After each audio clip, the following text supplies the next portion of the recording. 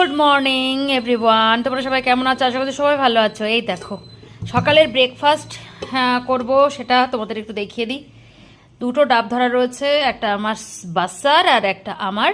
এটা খাবো, তারপরে খাবার পরে যেটা খেতে হবে সেটা হচ্ছে এই যে ভেজানো আছে, দেখতেই পাচ্ছ। এটা ভেজানোটা, এটা খাওয়ার পরে খাবার সব রেডি। আর এটা হচ্ছে চিয়া সিড আছে, আর আছে হচ্ছে একটা শিট, সেটা বলা যাবে না, সব সিক্রেট বলা যাবে না। তো এটা করা আছে, দেখিয়ে দিচ্ছি এই পাইপটা দিয়ে। এই যে তোমরা নিশ্চয় বুঝতে পারবে, এই দেখো চিয়া সিডটা রয়েছে, এটা খাওয়া হবে। ভাবছি যে এর মধ্যে এবার ডাবের জলটা একটু দিয়ে দেবো, তোমরা কি বলো? তারপরে যেটা খাবো সেটা হচ্ছে অবভিয়াসলি এই যে ট্যান ট্যান। এটা বলেছিলাম না যে আমাদের সকালের ব্রেকফাস্ট শীত মানেই এটা সবসময়ের জন্যে।